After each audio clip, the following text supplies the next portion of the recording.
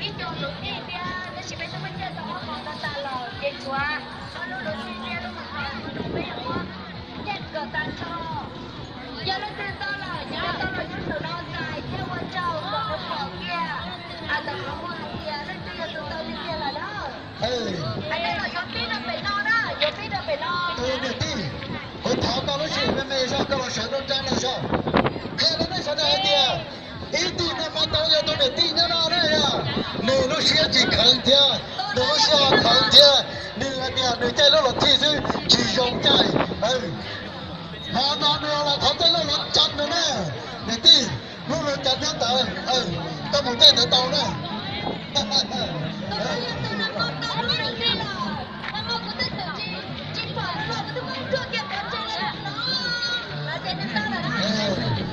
mô Phật cầu mà lấy Nam mô để biết bỏ chuyện kia, rồi cả những cái chiến lò.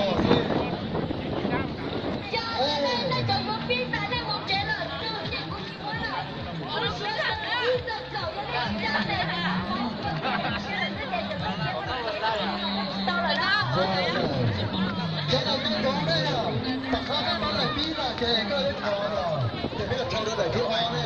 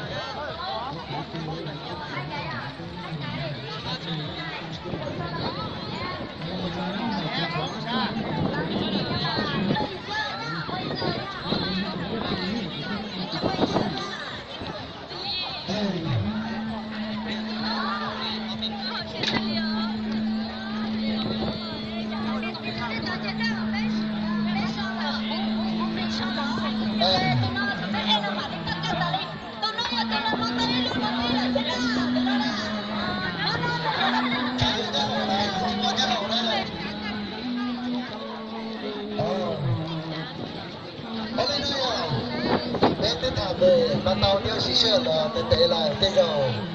sẽ là cũng sẽ là cái sĩ học mắc cầu lúc này là sẽ dẫn đến tế mà chỉ tao và theo linh ta và tất cả nó phải sai cho nhau và các này với bạn này là sẽ là với cả thầy giải bia con nên là một cái gì à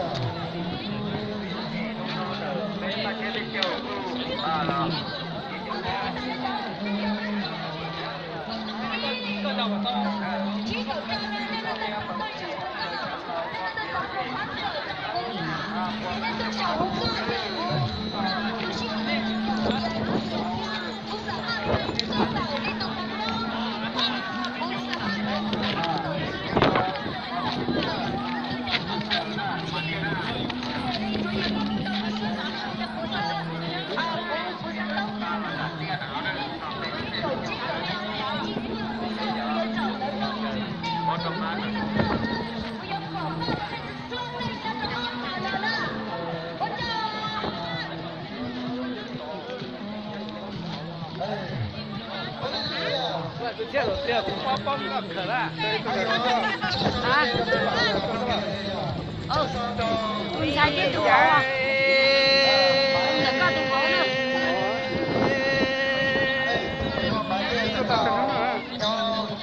Nói với nó thì mất bạn cái nó mất ấp đấy rồi. Nên cái nhục của nó rồi.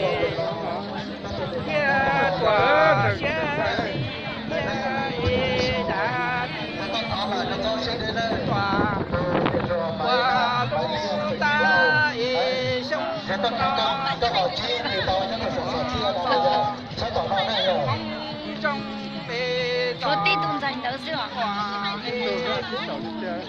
Cái tôi nhớ tụi nó nè. À chi mà.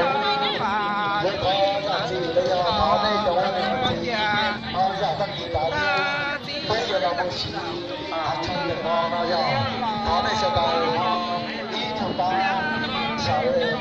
bây giờ là các bạn tôi sẽ bây giờ là tôi để lại sự là đây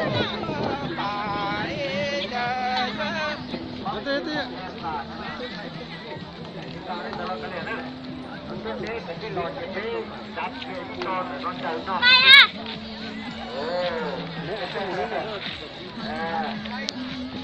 Hãy subscribe cho kênh Ghiền Mì Gõ để không bỏ lỡ những video hấp dẫn